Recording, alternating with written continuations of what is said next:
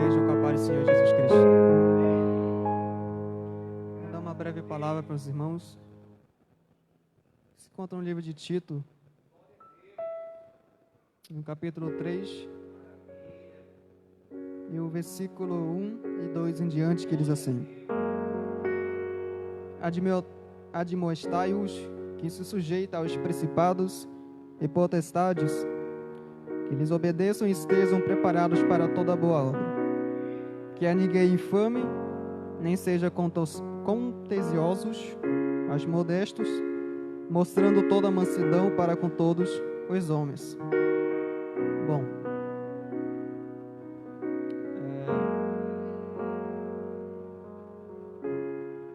a principal coisa na vida de um missionário, na vida de um crente, né? Na vida de um servo de Deus que faz missões, seja lá como for, é a palavra de Deus. Sem a palavra é impossível fazer missões, é impossível falar do amor de Deus para outras pessoas que precisam. E quando nós não sabemos falar do amor de Deus, falar desse evangelho, das boas novas, a gente pode até cometer erros gramaticais, erros falando para uma outra pessoa da Bíblia Sagrada.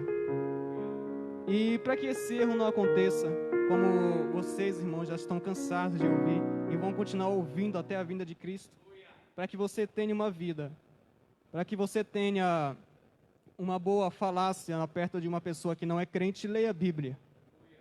Porque tem muitas pessoas que cometem tropeços em interpretar a Bíblia. E para missões, a gente deve ler a Bíblia. Quando o apóstolo Paulo diz para nós sujeitarmos aos principados e potestades, ele não está falando de trevas, de demônios, mas sim de aqui desta sociedade. A gente tem que ter em mente que esta sociedade, irmãos, ela muda conforme os séculos. O estudo da sociologia, ela vai se adaptando nesta sociedade cruel, nessa sociedade que está a cada dia mais no abismo, endemoniada, digamos assim. O estudo da sociologia, ela estuda classes sociais, em que, para a sociologia, hoje em dia, não tem mais a família, uma única família, mas sim outras famílias, não é verdade, do mesmo sexo. E para a gente não deve colocar isso para si. E é justamente isso que o apóstolo Paulo ele fala sobre se sujeitar a certas autoridades aqui nessa terra. Mas nós, como cristãos, sabemos que a gente não vai se sujeitar a tudo o que essa sociedade está nos oferecendo, não é verdade? E para esse motivo é que nós temos esse manual, esta Bíblia em nossas mãos, para que possamos justamente pregar para o homossexual a palavra e a verdade, para um ateísta a palavra e a verdade. Para uma pessoa que não está nem aí para a verdade, devemos pregar a verdade. E tem muitas coisas aqui na nossa nação em que a gente está acostumado a viver nesta sociedade, na nossa nação. Mas quando formos, que Deus tenha esse privilégio, que nós temos esse privilégio de Deus e receber o chamado dele para ir para uma outra nação, devemos ter em mente que nesta nação vai ser tudo diferente. E é aí que nós temos que estar preparados na palavra, na oração, na meditação e comunhão com Deus. Essa é a palavra de Deus para nossos corações essa noite e que Deus abençoe a cada um de vocês. Graças a Deus, irmãos. A gente lamenta, não sei o que foi que aconteceu no aparelho. E o evangelista Nemuel, ele vinha também com um programa para passar, uma atividade alusiva justamente a essa conferência, a esse momento aqui, né, de falarmos sobre missões. Mas aprove a Deus, já está presente. Os irmãos querem dar as boas-vindas a ele. Se é verdade, vamos dar aquela nossa saudação, pois ele vai assumir o comando agora, a partir de agora. Vamos nos colocar de pé. Aleluia. Só queremos informar que a irmã Liege, ela está ali na mesa de apoio, tá bom? Os irmãos que ainda não adquiriram seu carnê missionário, o novo carnê missionário, Novo Carnê Missionário, ele já tem uma nova roupagem, tá? E novos desafios também para todos nós. Graças a Deus, nós que assumimos um compromisso, eu sei que teve alguns outros irmãos, assumiram um compromisso com R$15 e com R$20, né? Então a gente, dentro daquilo que está no nosso alcance, é claro, a gente pode fazer, tá bom? Então veja aquilo que está no seu alcance, tá ok? Os irmãos querem dar as boas-vindas ao evangelista Nemuel. Se é verdade, vamos todos dar a nossa saudação, aquela que já é peculiar nossa, que todos nós já ensaiamos, né? E sabemos, 2, 3, seja e volte sempre, e volte para contar, e fique à vontade, em nome de Jesus. Evangelista Nemuel. Mas podem se assentar, fiquem à vontade.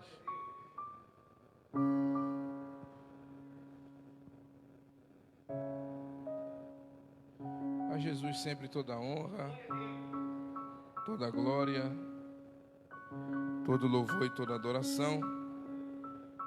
Eu quero nessa noite com alegria cumprimentá-los com a paz do Senhor. Quem está feliz com Jesus aqui nessa noite, levante as mãos assim. Queridos, eu quero nessa noite compartilhar com vocês uma leitura inicial que está no livro do Apocalipse, no capítulo de número 13, no versículo 14. Apocalipse, capítulo 3 e versículo 14. Quero trazer um abraço da congregação Betânia. Não é muito comum o dirigente pregar na igreja do outro, mas quando foi convite do pastor Jair e do seu secretário de missões, eu não tive como recusar, mas já vim com segundas intenções, que eu vou vir convidá-lo para a nossa conferência de EBD lá na Betânia. Tem um povo animado lá, igual vocês aqui também, graças a Deus. Está aqui pertinho, 5 minutos, quem sabe vocês não vão fazer uma festa lá com a gente, né? Glória a Deus. Apocalipse, capítulo 3, versículos 14 a seguir. Quem encontrou, diga amém. E ao anjo da igreja que está em Laodiceia, escreve: isso diz o amém, a testemunha fiel e verdadeira, o princípio da criação de Deus. Eu sei das tuas obras, que nem és frio nem és quente. Tomara que fosses frio ou quente.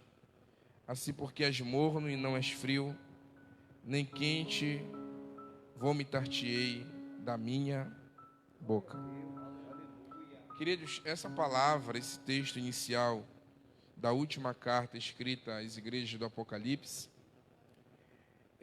inicialmente pode causar em você um certo espanto, ou uma certa até preocupação, no sentido de, diante de uma conferência missionária, nós falarmos de um assunto concernente à igreja local.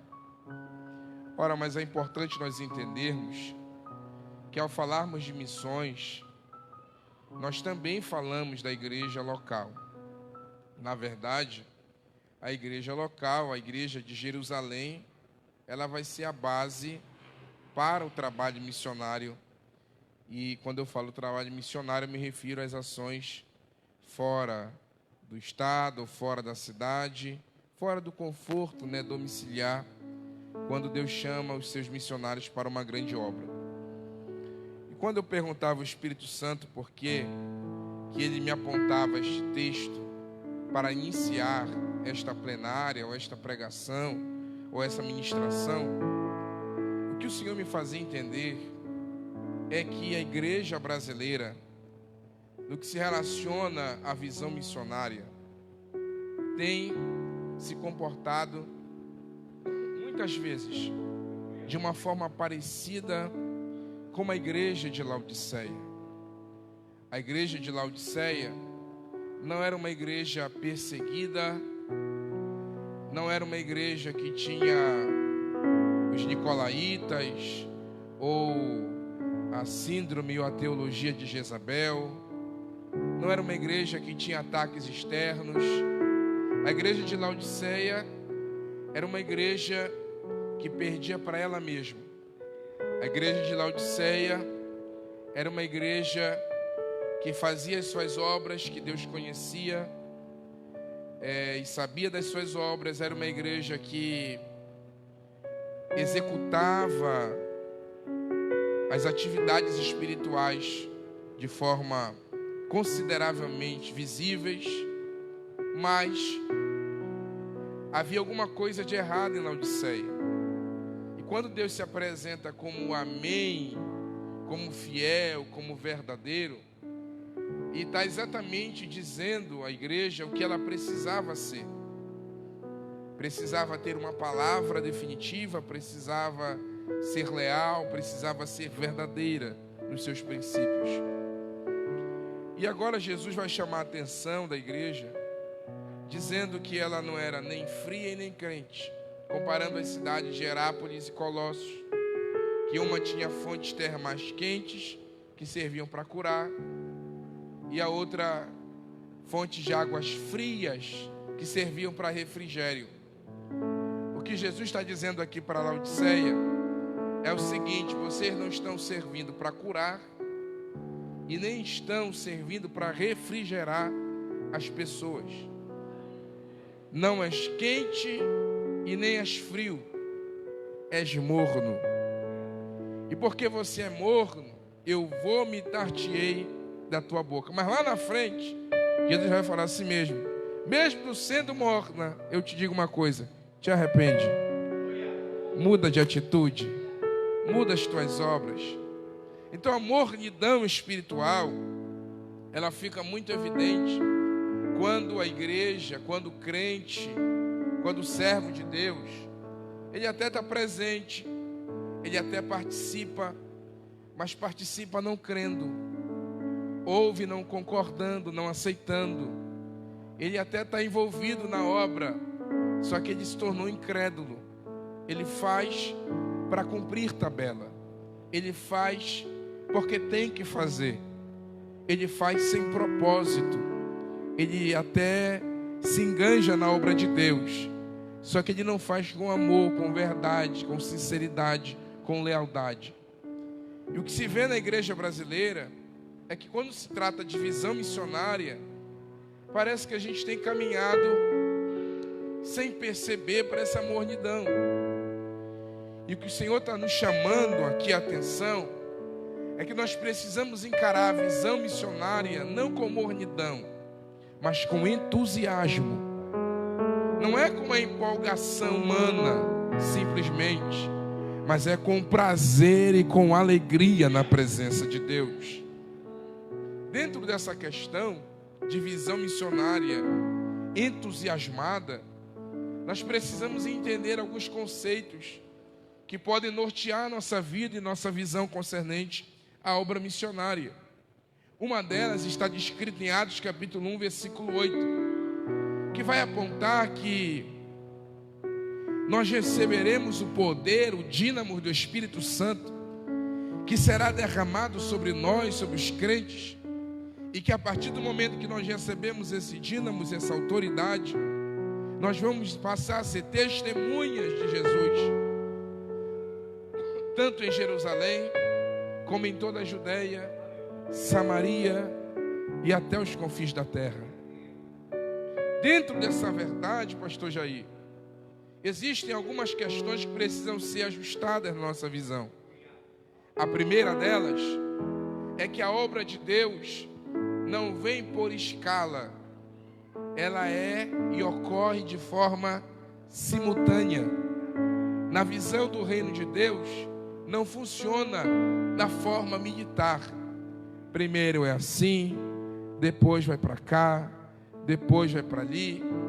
Essa nossa lógica humana, esse nosso parâmetro humano que a gente determina, não, para você chegar aqui tem que ser tantos anos, para você alcançar a função tem que passar por isso. Isso é coisa nossa. A visão de Deus, ela é diferente da nossa. A visão de Deus, ela funciona de uma forma mais perfeita, mais excelente. Aí ele olha e não fala assim: olha, primeiro Jerusalém, depois de você evangelizar Jerusalém toda e cansar, vai para a Judeia. Depois de você evangelizar a Judeia toda, vai para Samaria. Depois que aí, se for, se estiver vivo, vai para o confins da terra. Na visão de Deus não funciona assim, assim é na nossa. Na visão de Deus não. Na visão de Deus funciona assim. A igreja presente, pregando, evangelizando em Jerusalém, ao mesmo tempo na Judéia, ao mesmo tempo em Samaria e ao mesmo tempo nos confins da terra. Então não funciona. Ah, Deus está me chamando para o Paraguai. Não quer dizer que para tu ir para o Paraguai, de repente ter uma chamada missionária, não quer dizer que você tem que primeiro pregar em toda Belém, toda Ananindeua, depois no Pará, depois no Brasil, fazer aquela escala. Não é assim que funciona.